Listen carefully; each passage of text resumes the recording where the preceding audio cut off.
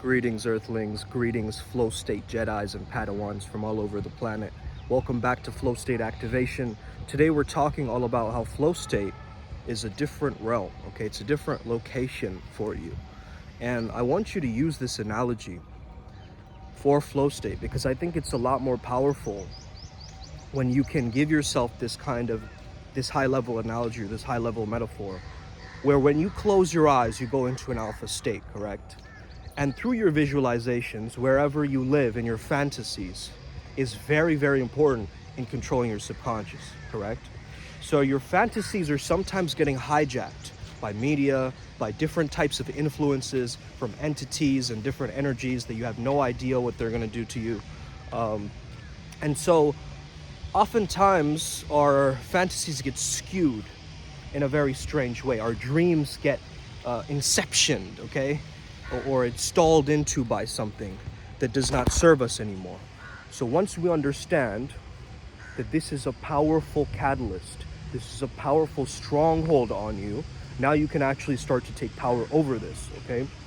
Now the tech that I'm giving you right here is to understand that you have an internal world, okay? Your internal world, imagine it like an actual world, like an actual planet. And on that planet, you have different maps, you have different territories, you have different orders, you have different religions, you have different sects, you have different understandings and rules and rituals and all these things. Oh, by the way, look at the floor, bro. Happy holy, happy holy, happy holy to all of you. Okay. Hodly ho, neighborino. Oakley dokley, happy holly. Happy hokely. All right. So, speaking about this topic, man, I don't know why there's so much noise coming from over there. I think they're, cutting some trees or something like that. Or, shining them up, polishing them up, right? Making sure that trees look on fleek, okay? So, this idea of the flow state, right? Being a realm, being another world, in your internal world where you go to access. Maybe there's different underwater forests, okay? Maybe there's different places where you can play like Minecraft on a specific country on that map, okay? I don't want you to limit yourself here because your imagination is limitless. That's the whole point of it, right? The whole point is we can become boundless, become limitless when we close our eyes and tap into this imagination thing. So there'll be elements of your own childhood showing up. I was going to get into this topic yesterday a little bit, but I started to notice the power of how each video is almost like stacking on top of the other ones. Like it's almost like some kind of a domino effect of multidimensional March, right?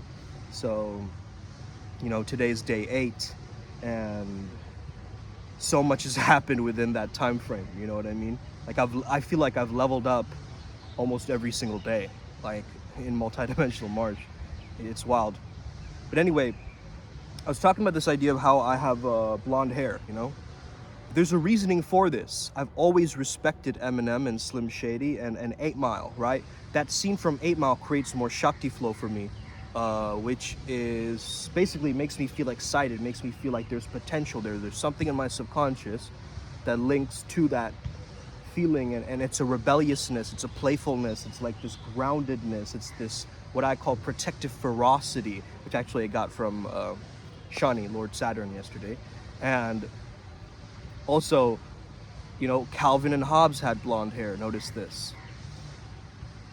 And then we have also Bart Simpson has blonde hair, who I used to also love The Simpsons, that prankster quality, that prankster energy. How Calvin had this like kind of pretentious like intellect for a child. I always felt that sense of like, that same kind of what do you call that, man? Like this hipster archetype of just like whatever, I know everything, like kind of knowledge of a child whose ego is still, developing, but it's like this beautiful quality of how he's interpreting reality for all these like spaceman spiff and like going into this aliens and imagining the school teachers are aliens. I mean, that level of imagination, right? really goes to show you how powerful this is, okay? Now that also scares me, that knowing that you follow a specific, like you're either a Nickelodeon kid, you're either a Cartoon Network kid, or you're either a Disney Channel kid, okay? And we all have different personalities growing up. You'll notice this, okay? Either you were, like if you're a Cartoon Network kid, you were either terrifying or you were the coolest person ever, like the most popular kid, right? And if you're the Nickelodeon kid, you were like cool, quirky, eclectic, like kind of creative, like kind of funny, like hilarious, like the sense of humor was probably, you know, unbelievable. And then if you're a Disney kid, you probably like musicals and you love just like singing randomly out in the open and just, you know, doing a bunch of bizarre shit, like, you know, camp rock style, like chilling with your friends and just like playing a guitar. So you notice that what we watch as children starts to morph our reality already, okay? So whatever you used to consume, right, Toonami or Cartoon Network or all these different things, right, these different channels, I don't know if you guys have Toonami, right?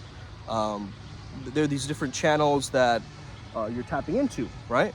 And just like that, myself being a channeler, you know, tapping into these different frequencies or these different channels you can think of in order to support me with my flow state momentum, in order to refine a very specific path working or a very specific craft, right?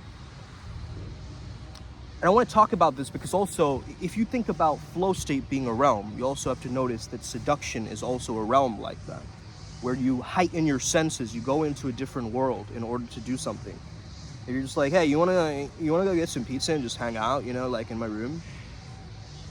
It's not that seductive, right? Because any guy can do that. Like, it's just like, oh, okay. Sounds like a regular Tuesday, right? Or a Wednesday today. Like, nothing special about that pizza and that meal and that, you know, hangout session and playing video games, right? But seduction is like, let me take you to this creek that I have been exploring. Or you don't even tell them about the creek, right? In the movie, it's like the guy shows the girl, like, let me show you somewhere. And they keep asking, like, where are you taking me? Right? And it's kind of creepy, though. It's like, where are you taking me, right? Like, are you taking me to some weird place? And, like, that's why you need comfort. That's why you need rapport and all these things, right?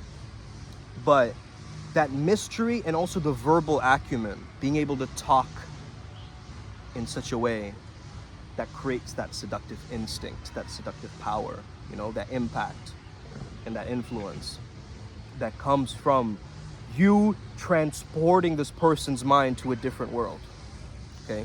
But you can't do that until you know how to transport yourself to that world. So you've got to learn how to seduce yourself in order to tap into the skill set, okay? Now, it's very, very important to consider that my hair is, well, it's slightly blonde, right? It's my hair's grown over it. Thinking of going back to the blonde, but anyway, now I have a justification for it. It's not just some random thing, and I'm not just trying to be white or something like that, right?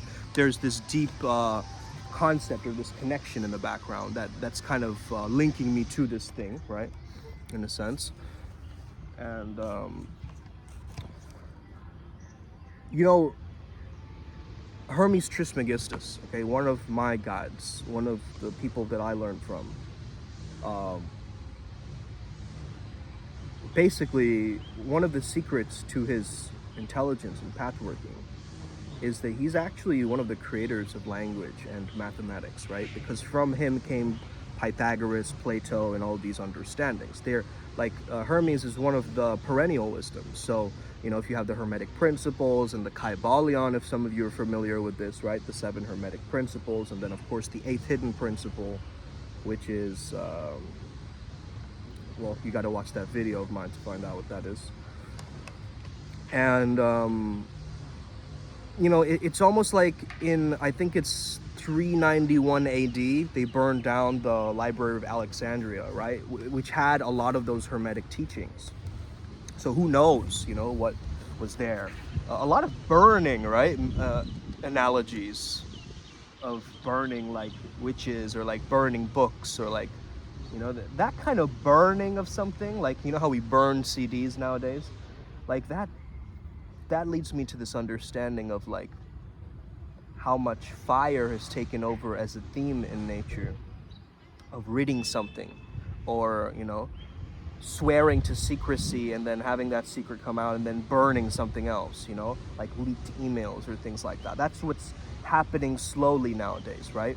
And so we want to understand that this Library of Alexandria incident, right, in 391 AD, they were going from an internal tech.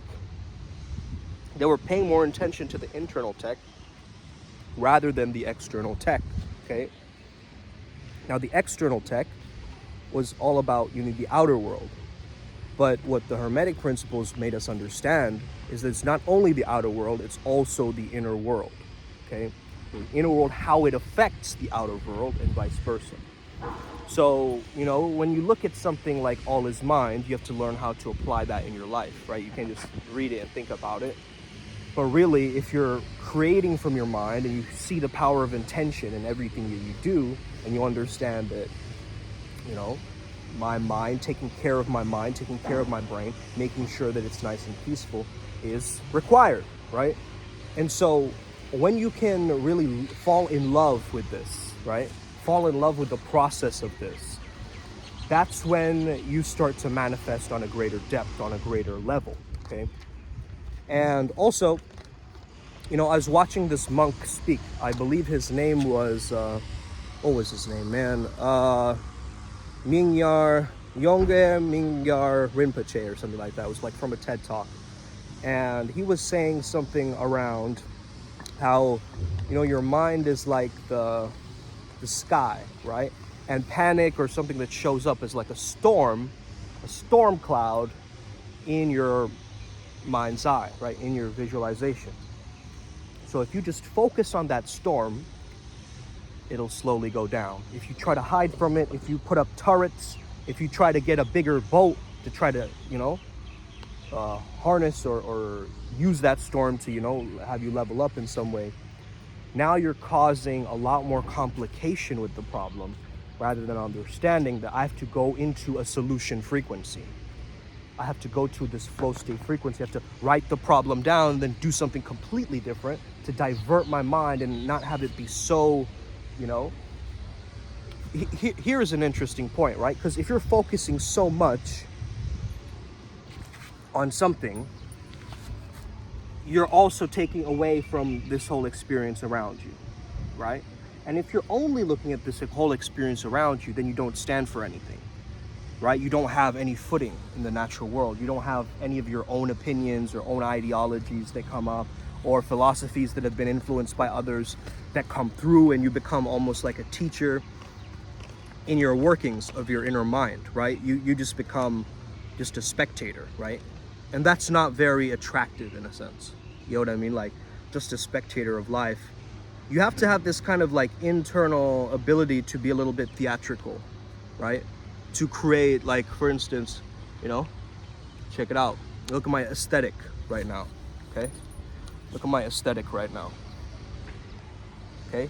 This black and white understanding of, my fantasy mind has created a very specific archetype for me of the savage shaman, of the priest beast. And now the physical world has reinterpreted that through my clothing choices today. And I also know the danger of me going out like this and getting hit with get hit with that holy water. Getting hit with that holy water. Oh. Someone needs a song like that. Having colors splashed all over me and things like this, okay? Ejaculated with colors, pause. So let me understand that, if you're cast in a movie, you know your role, right? You know your character. So even if you forget your lines, you can go back to your intention. And that's what I'm telling you with this power.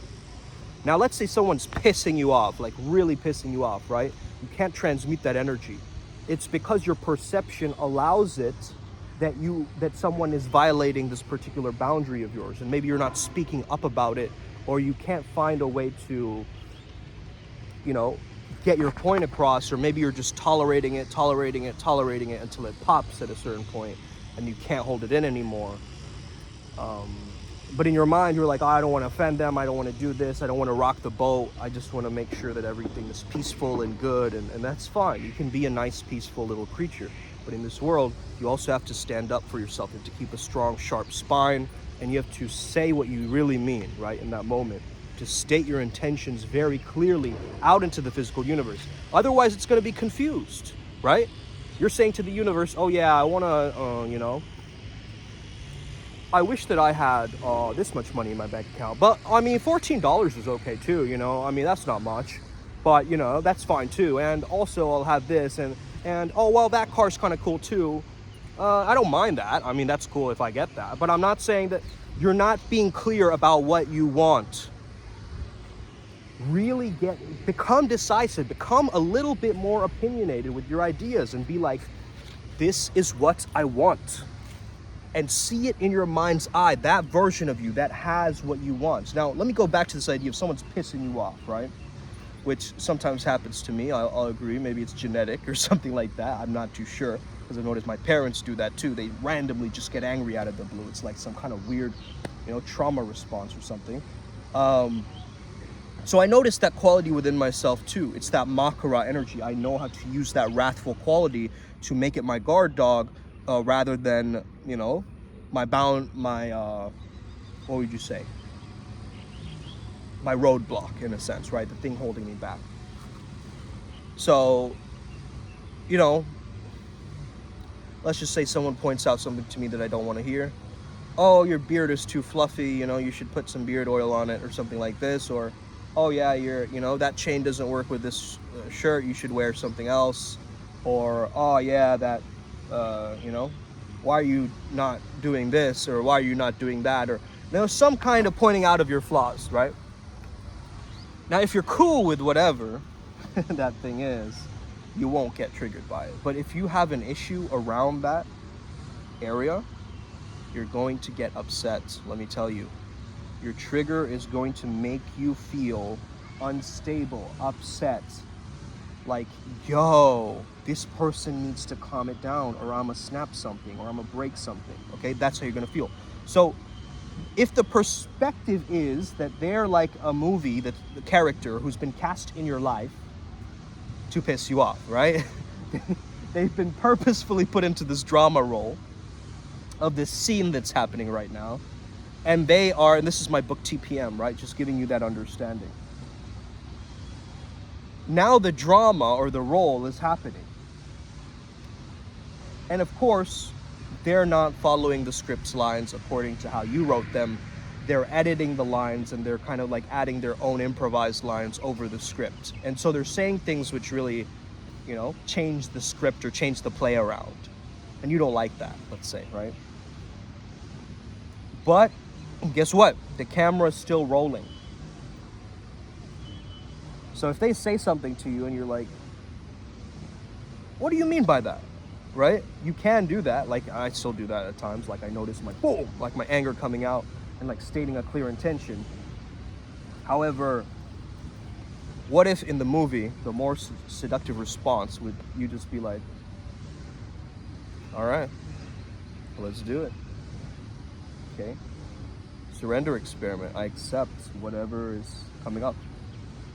Let me deal with this. Let's do it. Okay? Like, for instance, a few days ago, I downloaded this app to learn Bengali, right? Words.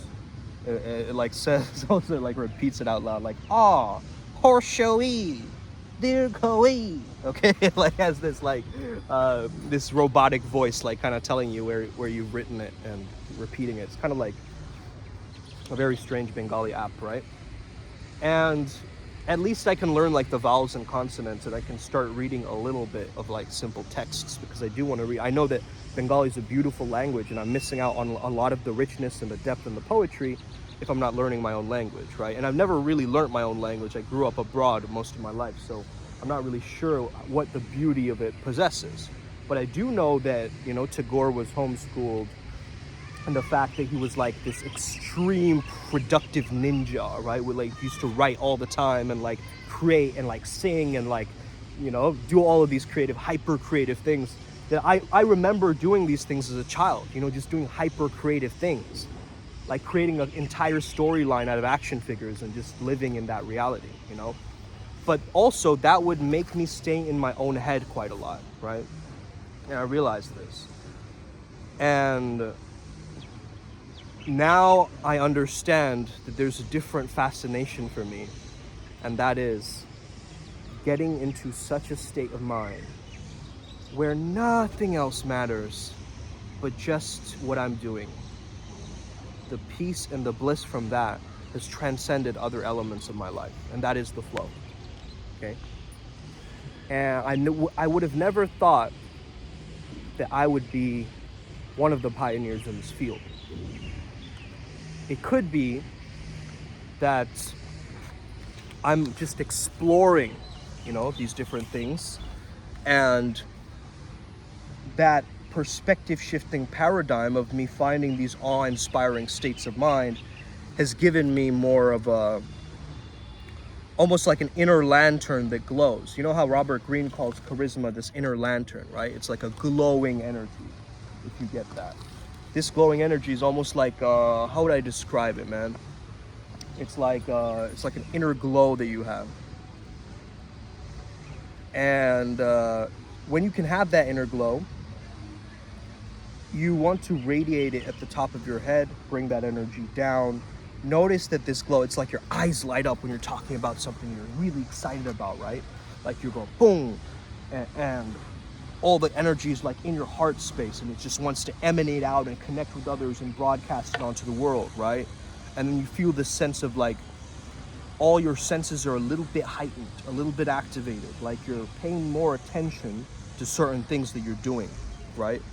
And so once you start going on this process to do this, just amplifying a little bit, right? Refining a little bit. You're not going all the way. You're slowly adjusting your consciousness to the character, okay? And the character that you want to be, you got to put yourself into experiences where that gets challenged, where that gets threatened, where you're going to be knocked off of your high horse, where there'll be moments where somebody else takes the spotlight, right? There'll be moments where somebody else challenges you or tests you, or kind of just completely badmouths you, or like completely ignores the advice that you give them, or something like this, right? Like there will be people who disagree with your ideas, straight up. And I'm not here to waste extra mental space and energy if it's just for something really petty and mundane that I have no interest in improving. You get what I mean? Like, why am I exerting extra energy into a topic that doesn't mean that much to me? You get what I mean?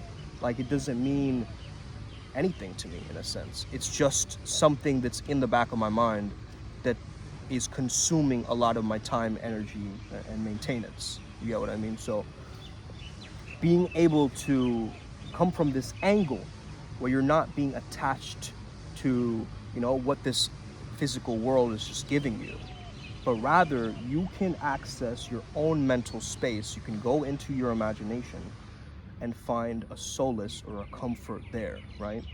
And that's a very, very special tech that you can apply right now, is being able to do this. Because a lot of times life scares us and brings us towards this uncertainty. So anyway, this monk that I was listening to, man, I want to tell you a little bit about this because, again, going back to the idea of the storm, right? The storm is in the sky. I'm just watching the storm and the panic dissipate, right? Now, you got to understand that panic comes with a lot of different things. There's maybe a voice in your head. There may be an image in your mind of something scary that's about to happen, an anticipation image. There might be your heart beating fast and your body sensations, like your hand is shaking, or there's panic, or there's sweating, or there's indigestion, right? Or there's a sense of your body reacting in a certain way, right? And there could be also like background things happening that you're not even noticing, right? Like the infrared or like, frequencies that we can't see with the human eye and things like that happening too, okay? So all this stuff is happening in the background for this one panic moment. Now, what happens is if you take one of those out of the equation, like let's say you take your voice out of the equation, like how your voice sounds, and you change the pitch of the voice, right? And you make it sound really funny. Now your panic sounds like this. And it's like a different state of mind, right? Because now the variety has gotten to this point where you understand that anything that is your default becomes something that is non-functional, okay? Anything that becomes your default is something that is non-functional. It's there as a baseline. You can't do anything with that. You get what I mean? You can't do anything with that information. It's just there. It's just sitting there. So this is why you fluctuate. Okay, you don't use this monotone to speak every time, like, hey, how's it going, guys? Oh yeah, today was a good day. No, it's like this amplification energy that you're pulling out of you. You're going into your internal world, and your words are reflecting this digging nature of making this inner lantern glow, and that is charisma. You are going into the internal world and coming out of the other side with this public speaker energy. And variety creates interest. You gotta understand this too, right? The more variety that you add, the more variety that you emanate, the more interesting that you seem. And also the more interested and a good listener that you are compared to others, the more interesting you seem as well, right? Because everybody kind of wants to get back to worrying about themselves, right, at a certain point. So I hope you guys can still hear me with that. I don't think it's too bad, the noise in the background, right? So,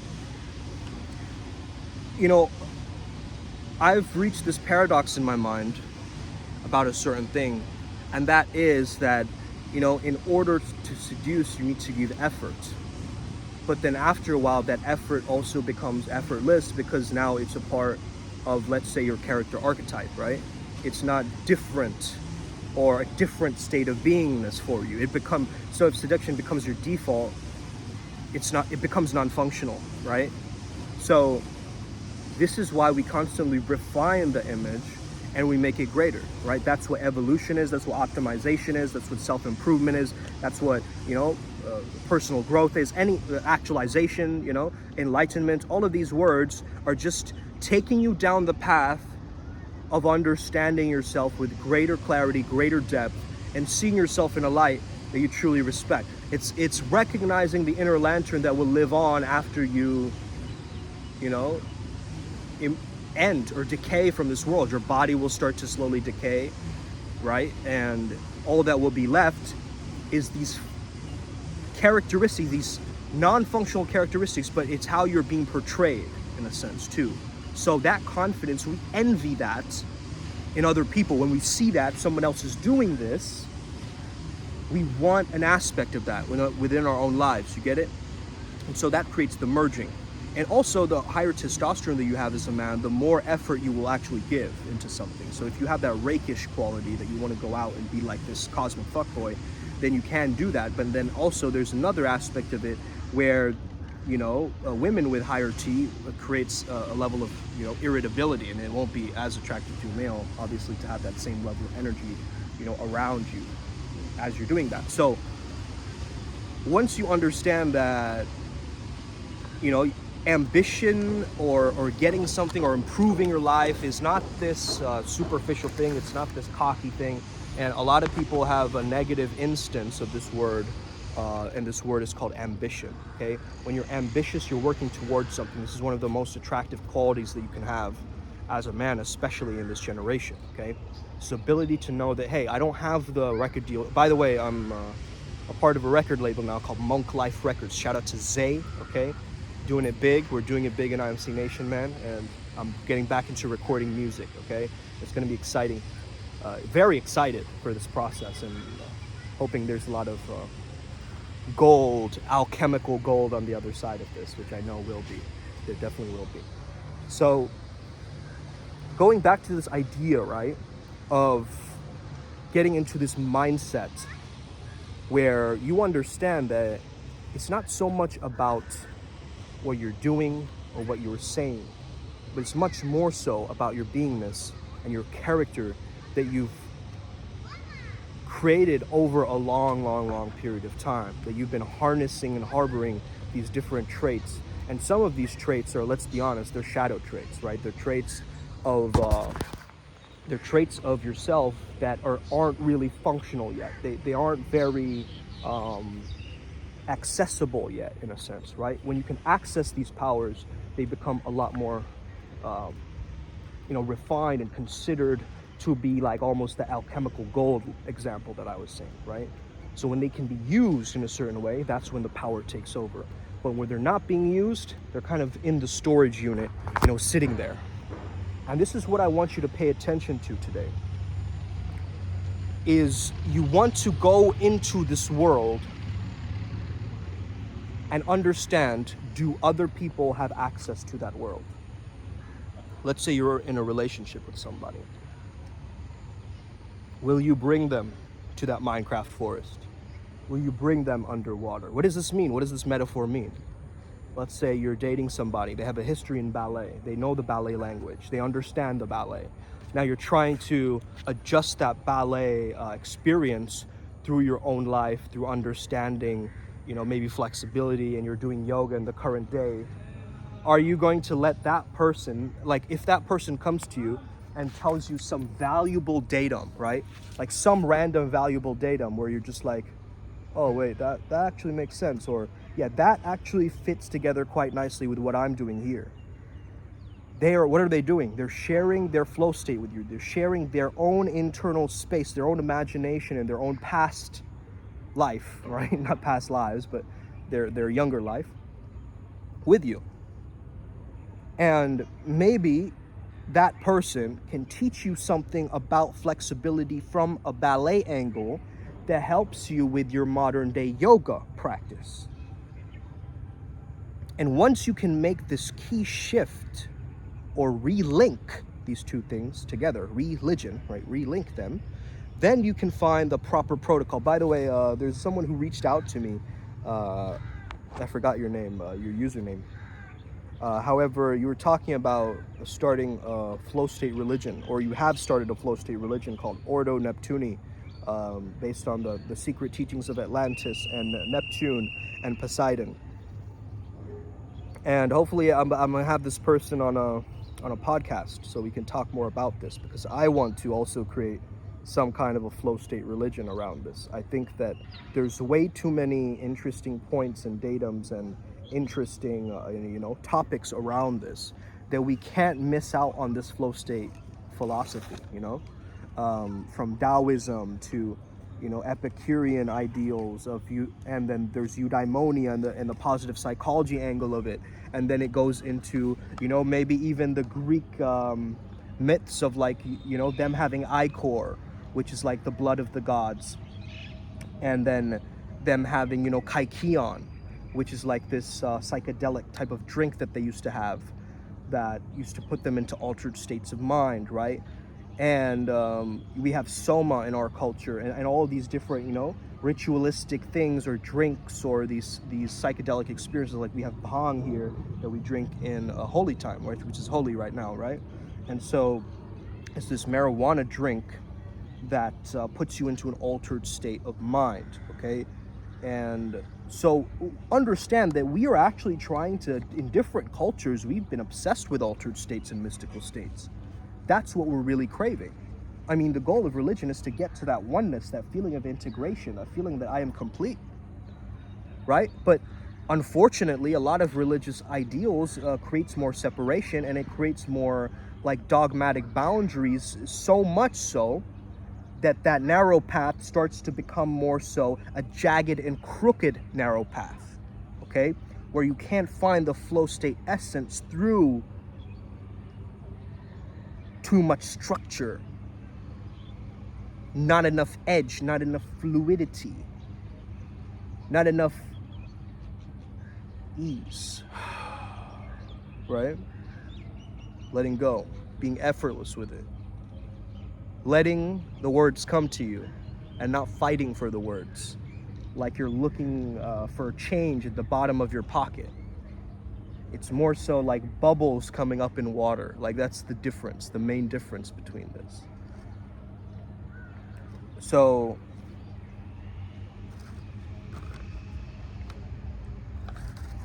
a lot of people think that ambition is very like passive aggressive, or this idea of chasing something, or I'm too embarrassed because I'm embarrassed of my own primal nature.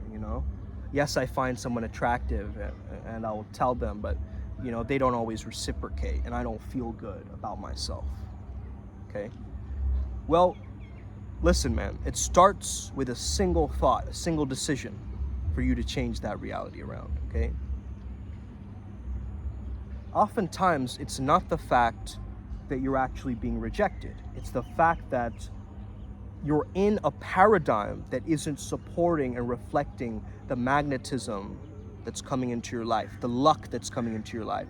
So once you're more unburdened, once you're more playful, once you're open to the universe, handing you all these outcomes, then you don't need to force it anymore. Seduction is not about forcing it, okay? It's about giving effort, it's about being theatrical, but it's not about force in that way. Because when an actor is trying really, really hard, right, to make a performance happen. And you can always tell when it's a bad actor, when they're trying so hard to get the audience's approval that they miss out on their own art. They miss out on their own eloquence. Today I'm starting some Kundalini yoga as well as some Paida, Paida Li Jin, which is a Chinese self-healing practice. I'm going to start doing it every day from today. And as I start doing it, I'm going to start awakening my Kundalini even greater to the depth that I have, and creating this very clean channel for myself so I can awaken my true sexual potential, which is still hidden. It's still kind of dormant a little bit. And I can emanate that energy outwards because I do have this, the sacral chakra path working and so forth. So that understanding, has given me new levels to this thing, right? You know how there's every level is a new devil, right? It's like meeting the boss at the end of the video game. You have to do that, unfortunately, if you want to level up, right? There's going to be a challenge that seems like it's too big for you, but the God within you is greater than the problem in front of you. That's what you got to know, okay? This is not about trying to fix everything because you're not broken, okay? You've got this, we've got this. Upward Spiral Gang, may we never be the same again. Hit that like and subscribe button, hit that notification bell. You are incredible. All you need to do is tap into that flow state world, make it digestible, easy for someone to understand. And when you gain rapport and trust with another person, you let that out. And you merge reality slowly with another person. This is how you create reach. This is how you create impact. This is how you create influence, okay? Let's get it. Upward Spiral Gang, may we never be the same again. Us. May the flow be with you. You already know. Boom.